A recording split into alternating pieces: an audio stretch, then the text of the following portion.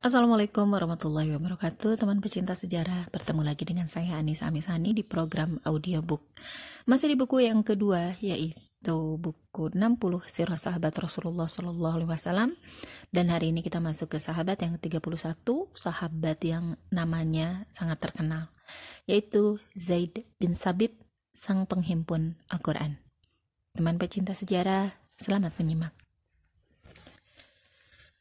Jika Anda membawa Al-Quran dengan tangan kanan, lalu menelusurinya dengan teliti, surah demi surah, ayat demi ayat, maka ketahuilah bahwa orang yang telah berjasa besar dan patut Anda beri ucapan terima kasih atas karya besar ini adalah seorang tokoh besar bernama Zaid bin Sabit.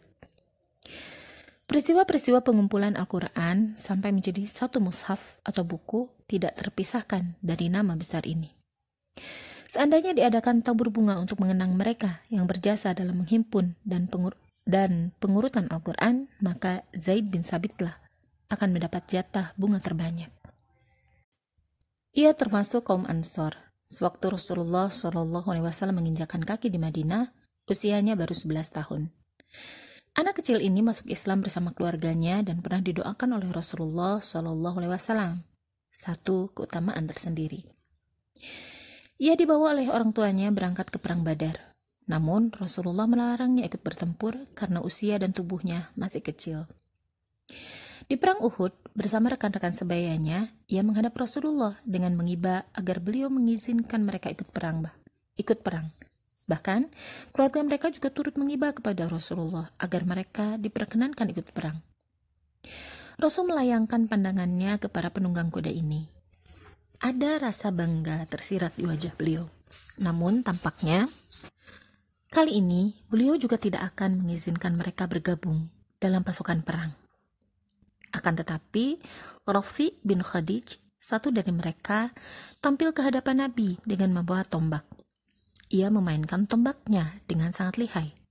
Setelah itu ia berkata kepada Rasulullah, "Seperti yang Rasul lihat, aku jago melempar tombak. Karena itu, izinkan aku ikut perang." Rasulullah tersenyum puas kepada jagoan muda ini. Beliau mengizinkannya ikut perang. Semangat rekan-rekannya pun bangkit. Sekarang giliran Samurah bin Jundub tampil ke depan. Dengan penuh sopan ia memperlihatkan kedua lengannya yang kuat dan kekar. Keluarganya berkata, "Ya Rasul, Samurah mampu mengalahkan Rafi dalam adu gulat." Rasulullah tersenyum puas, lalu memberinya izin berperang. Rafi dan Samurah saat itu sudah berusia 15 tahun. Di samping itu, tubuh keduanya juga besar. Masih tersisa 6 anak lagi, termasuk Zaid bin Sabit dan Abdullah bin Umar. Segala upaya mereka lakukan agar diikutsertakan dalam perang Uhud. Terkadang dengan berharap dan mengiba, dan terkadang dengan menunjukkan kepandaian mereka. Namun, usia dan tubuh mereka masih terlalu kecil. Rasulullah berjanji akan mengikutkan mereka di perang selanjutnya. Demikianlah, Zaid dan rekan-rekannya mulai ikut bertempur di perang Khandaq tahun ke-5 Hijriah. Keimanan Zaid tumbuh dengan cepat dan menakjubkan. Dia tidak hanya menonjol di medan perang, tetapi juga sebagai ilmuwan dengan berbagai keistimewaan. Ia hafal Al-Quran, ia menulis wahyu yang turun kepada Nabi. Ia unggul di bidang ilmu dan hikmah. Tatkala Rasulullah mulai melakukan ekspansi dakwah keluar Madinah dan mengirim surah ajakan masuk Islam kepada para raja, beliau menyuruh Zaid belajar bahasa mereka. Dan hanya dalam waktu yang singkat, Zaid sudah bisa menguasai bahasa mereka. Sosok Zaid terus bersinar, dihormati dan dimuliakan. Sa'bi berkata, pada suatu hari Zaid hendak pergi berkendara, maka Ibnu Abbas memegangkan tali kendali kudanya. Zaid berkata, "Tidak usah, wahai sepupu Rasulullah." Ibnu Abbas menjawab, "Seperti inilah yang kami lakukan terhadap ulama kami." Qabisah berkata, di Madinah, Zaid menjadi ketua Dewan Peradilan, ketua Dewan Fatwa, ketua tim pembaca Al-Quran, dan ketua tim pembagi harta warisan. Sabit bin Ubaid berkata, Aku belum pernah mengenal orang seperti Zaid. Di rumahnya, ia suka bercanda, dan di majelis taklimnya, ia sangat dihormati. Ibnu Abbas berkata, para sahabat terkemuka sudah mengetahui kalau keilmuan Zaid bin Sabit sangat menonjol. Puji-pujian di atas makin menambah deretan panjang keistimewaan yang dimiliki Zaid. Karena sebelum itu semua, ia menyimpan kemuliaan tersendiri. Ia mengemban tugas paling penting dan paling mulia dalam sejarah Islam, yaitu menghimpun Al-Quran. Sejak wahyu mulai turun kepada Rasulullah sebagai tanda pengangkatan beliau sebagai pemberi peringatan yang dimulai dengan ayat-ayat mempesona berikut ini, bacalah dengan menyebut nama Tuhanmu yang menciptakan. Dia telah menciptakan manusia dengan segumpal darah. Bacalah, dan Tuhanmu lah yang paling pemurah, yang mengajar manusia dengan perantaraan kalam. Dia mengajarkan kepada manusia apa yang tidak diketahuinya. Surat Al-Alaq ayat 1-5. Lalu wahyu terus menyertai Rasulullah setiap kali beliau memohon petunjuk dan bimbingan. Selama masa kerasulan itu, Rasulullah menghadapi peperangan demi peperangan, menghalau setiap tipu daya musuh dalam proses membangun masyarakat baru dengan penuh kesungguhan. Selama itu, wahyu terus turun dan Rasulullah membacakan kepada para pengikutnya. Disinilah ada sekelompok orang mulia yang mencurahkan perhatiannya kepada Al-Quran sejak hari pertama. Ada yang menghafalnya dan ada yang menuliskannya untuk memelihara Al-Quran. Selama kurang lebih 21 tahun, Al-Quran turun ayat demi ayat sesuai kebutuhan dan situasi yang dihadapi. Para penghafal dan penulis Al-Quran itu mencurahkan segenap perhatiannya. Al-Quran tidak turun sekaligus, karena Al-Quran bukan buku atau artikel. Akan tetapi, Al-Quran adalah pedoman bagi umat baru yang dibangun secara alami, sejengkal demi sejengkal dari waktu ke waktu. Membangun akidah, membersihkan hati, mengembangkan pola pikir, dan menguatkan tekad sesuai kehendak Allah. Mereka menerima kehendak ini sepenuh hati tanpa mencari-cari alasan. Karena itulah Al-Quran turun secara berkala dan sebagian-sebagian untuk mengikuti perjalanan hidup, situasi yang berubah-ubah, dan permasalahan yang ada. Sebagaimana yang telah kami sebutkan, jumlah mereka yang menghafal dan menulis Al-Quran cukup banyak.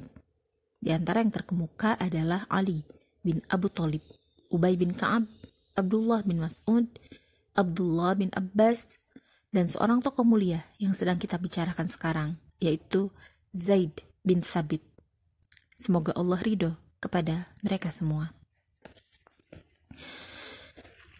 Sesudah Al-Quran turun dengan sempurna, di masa-masa terakhir, Rasulullah membacakannya kepada kaum muslimin secara tersusun, surat demi surat, ayat demi ayat. Setelah Rasulullah wafat, kaum muslimin disibukkan dengan perang Riddah. Di perang Yamamah, seperti yang sudah kita bicarakan saat berkisah tentang Khalid bin Walid dan Zaid bin Khattab, banyak penghafal Al-Quran yang gugur sebagai syahid. Oleh karena itu, Umar segera menghadap Khalifah Abu Bakar mengusulkan penghimpun Al-Quran segera sebelum semua penghafal Al-Quran gugur dalam peperangan. Khalifah meminta bimbingan Allah, juga meminta pendapat para tokoh kaum muslimin. Kemudian ia memanggil Zaid bin Thabit dan berkata kepadanya, "Kamu masih muda dan cerdas. Kami tidak berburuk sangka kepadamu." Lalu Zaid diperintahkan untuk menghimpun Al-Quran dengan meminta bantuan para penghafal lainnya. Zaid mulai melakukan tugas untuk menentukan masa depan Islam. Segala upaya dan pengorbanan ia curahkan untuk menyelesaikan tugas paling agung dan berat ini. Ia himpun ayat demi ayat, surah demi surah, dan para penghafal Al-Quran, dan dari lembaran-lembaran yang ada dengan sangat teliti hingga Al-Quran terhimpun semuanya dan tersusun rapi. Hasil kerjanya mendapat persetujuan dari para sahabat yang telah mendengarkan Al-Quran langsung dari Nabi semasa hidupnya, terutama para penghafal dan penulis Al-Quran. Zaid pernah melukiskan kesulitan menjalankan tugas mulia dan agung ini. Demi Allah, seandainya mereka memintaku untuk memindahkan gunung dari tempatnya, itu lebih mudah bagiku daripada menghimpun Al-Quran. Zaid lebih suka memikul satu atau beberapa gunung di atas pundaknya daripada melakukan kesalahan sekecil apapun dalam menyalin ayat atau menyusunnya dalam satu surah. Ia bisa bertahan meski harus menghadapi ujian seberat apapun. Namun, ia tidak akan bisa bertahan ketika melakukan kesalahan sekecil apapun dalam melaksanakan tugas suci ini, meski tanpa disengaja. Ia selalu didampingi bimbingan Allah dan jaminan yang dijanjikannya.